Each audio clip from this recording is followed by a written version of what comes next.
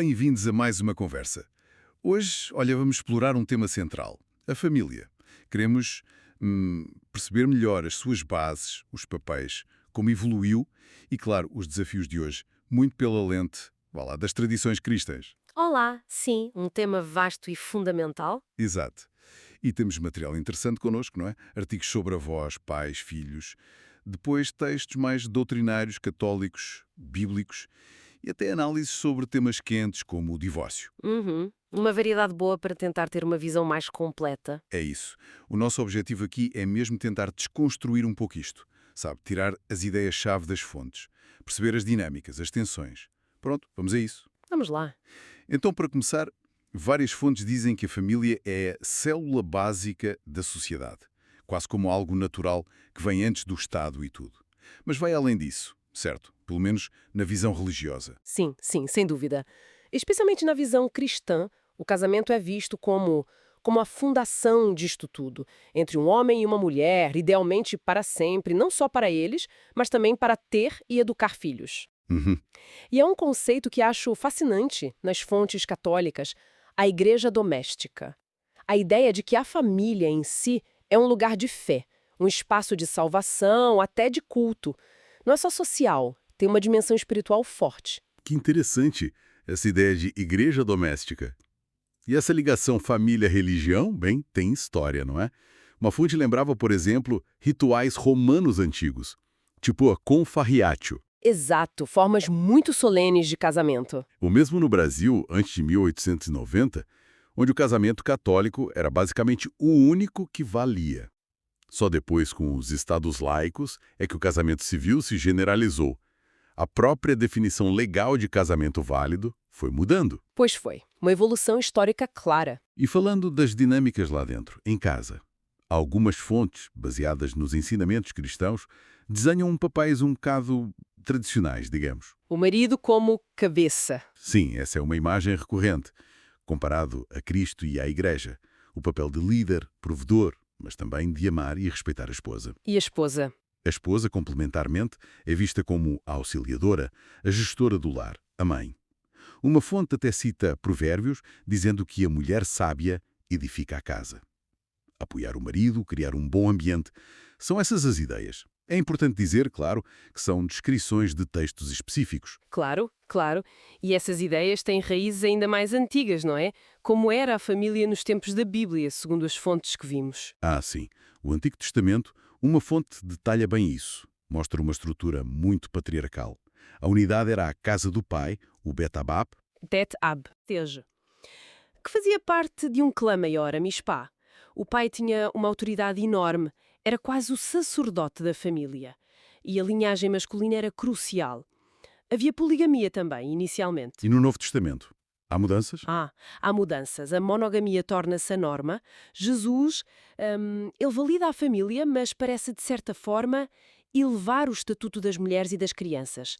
Sabe, comparado com o que era normal na época. Uhum. E as primeiras comunidades cristãs reuniam-se aonde? Nas casas, e se reforça a ideia do lar como centro de fé. Faz sentido. E os filhos? Qual o papel deles nisto tudo? As fontes falam de obediência, respeito, mas a responsabilidade maior parece ser dos pais, certo? Exatamente. Aos filhos pede-se respeito, abertura para aprender, mas o foco principal está nos pais, na responsabilidade deles de passar valores. Verdade, justiça, amor, honestidade, autocontrole, essas coisas. E como é que se passa isso? Só a falar? Bem, uma fonte sublinha que é menos pelas palavras e mais pelo exemplo do dia-a-dia. Diz até que os primeiros 7 anos são cruciais para formar o caráter. É uma ideia forte. É assim. E há outra figura que uma fonte destaca muito. Os avós. Sim, os avós têm um papel lindíssimo descrito numa das fontes. São vistos como pontes entre gerações, guardiões das tradições e, muito importante, transmissores da fé. Como assim? Transmissores da fé. Através das histórias que contam, das orações que ensinam, do exemplo de vida deles, ajudam a manter viva a herança espiritual da família. É muito bonito.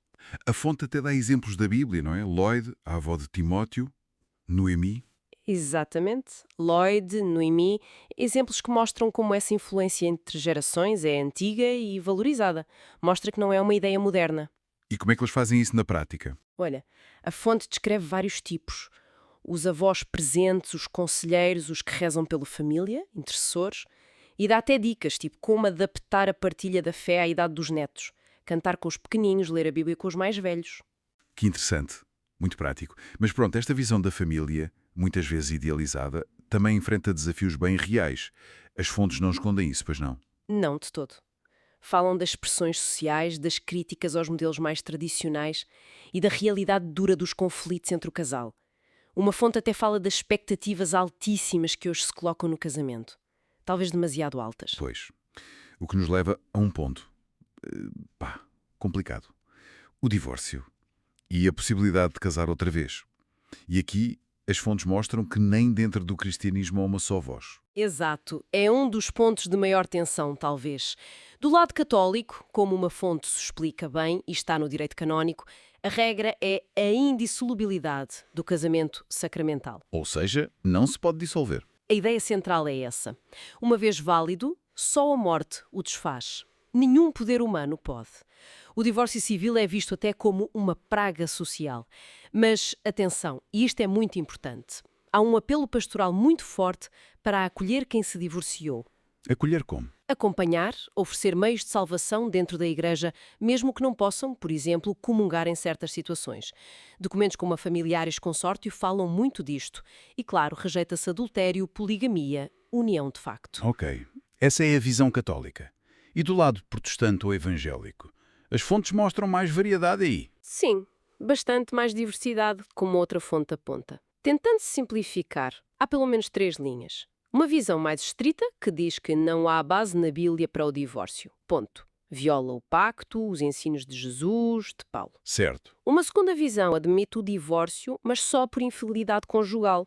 Baseiam-se na interpretação daquelas palavras de Jesus sobre imoralidade sexual. E uma terceira visão é um pouco mais ampla. Além da infidelidade, pode incluir outras razões graves, tipo abandono pelo cônjuge que não é crente, o apóstolo Paulo fala disso, a Confissão de Westminster, um documento histórico protestante, reflete isso. Argumentam também com a fragilidade humana, a quebra da aliança. É complexo. E uma das fontes que lemos tinha uma análise interessante sobre as palavras de Jesus e de Paulo. Sugeria que aquilo eram quase pareceres jurídicos sobre a lei de Moisés da altura, não é? Precisamente. Essa fonte argumenta que Jesus, quando lhe perguntam sobre divórcio em Mateus 19, primeiro recorda o ideal lá do Gênesis, da união para sempre, mas depois, falando da lei de Moisés, parece alinhar com a escola mais rigorosa, a de Shammai, que só permitia divórcio por falta grave, tipo imoralidade. E Paulo? Já Paulo, em 1 Coríntios 7, ao falar de casais mistos, crente com não crente, parece abrir uma exceção. Se o não crente quiser ir embora, o crente não fica sujeito à servidão. Muitos interpretam isto como liberdade para se divorciar e casar de novo. A fonte até sugere que Paulo aqui podia estar mais perto da escola de Hillel, que era mais liberal nas razões para divórcio. Fascinante essa análise do contexto.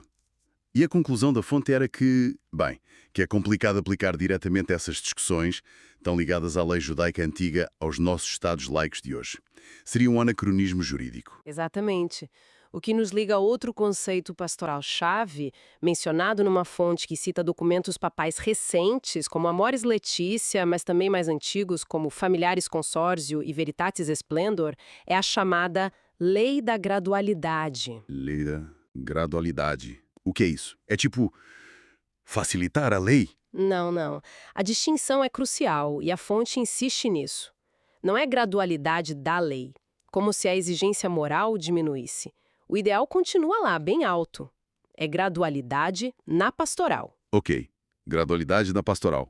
Explica lá melhor. Significa reconhecer que as pessoas crescem moralmente aos poucos, por etapas. Como diz um documento Evangelii Gaudium, às vezes a pessoa só consegue dar um pequeno passo. A pastoral, então, tem que acompanhar esse ritmo, com paciência, com misericórdia, sem esmagar a pessoa com exigências que ela ainda não consegue cumprir, mas ajudando a caminhar. Entendo. Levar em conta a situação real da pessoa. Isso mesmo. Considerar fatores que podem diminuir a responsabilidade. Ignorância, medo, hábitos, pressões sociais, problemas psicológicos. O catecismo fala disso. Exige discernimento, caso a caso, muita escuta. Ajudar a formar a consciência, sim, mas sempre com verdade e caridade. Não é baixar a fasquia, é encontrar caminhos para integrar e acompanhar. Faz sentido. É uma abordagem mais humana, talvez. Mas, voltando à ideia da missão da família, para além das regras e dos problemas. As fontes falam de uma vocação maior, não é? Aquela ideia da igreja doméstica. Sim, volta a essa ideia. A família como um lugar onde se aprende a servir os outros, a amar a Deus e ao próximo. A missão dela vai para além dos seus membros. É a salvar, é cultuar a Deus no dia a dia e a ser um testemunho para fora, um apostolado. E na prática? Como é que as fontes sugerem que se vive isso? Olha, a oração em conjunto é muito destacada. O culto familiar, mesmo simples, ler e partilhar a Bíblia, são vistos como o alimento da fé em casa. E a Sagrada Família, claro, é sempre o modelo. Uhum. E depois, coisas práticas. Uma fonte fala da importância da comunicação aberta e de procurar ajuda, se for preciso. Aconselhamento pastoral, terapia, para ultrapassar conflitos, fortalecer a união e viver melhor essa tal vocação. Uhum. Uma fonte também falava do trabalho em casa, achei interessante. Sim, ensinar o valor do trabalho bem feito, útil, não só como tarefa, mas como serviço aos outros dentro da família. Aprender a servir ali, desinteressadamente, é visto como uma super preparação para a vida, para qualquer profissão, qualquer vocação. Colocar o bem do outro em primeiro. Uau! Percorremos bastante terreno com estas fontes. Vimos as bases do casamento, da família, os papéis, a história. Mergulhámos nos desafios, tipo divórcio, com as várias respostas, e refletimos sobre esta dimensão mais espiritual de serviço. Foi uma viagem intensa. Foi sim. E o que fica disto tudo? Pelo menos para mim fica muito claro uma tensão, né? Entre os ideais altíssimos que as fontes apresentam a família como base de tudo, como lugar sagrado, o amor para sempre, e depois as realidades, complicadas, às vezes dolorosas, que muitas famílias vivem hoje. Uma tensão entre tradição e presente. Sem dúvida. E talvez para deixar a refletir quem nos ouve, um último pensamento que me surgiu destas leituras: se a família é vista de forma tão forte como essa célula básica e igreja doméstica, e se vemos hoje desafios como o individualismo, as mudanças culturais tão rápidas, será que investir a sério nos laços dentro da família, mais comunicação, como dizia aquela fonte, mais tempo de qualidade, passar a fé entre gerações como fazem os avós, praticar a misericórdia ou acompanhamento nas fragilidades como na tal lei da gradualidade, será que isso não podia só beneficiar quem está lá dentro, mas talvez gerar algo mais, uma renovação maior no tecido social, espiritual da nossa comunidade? Fica a pergunta.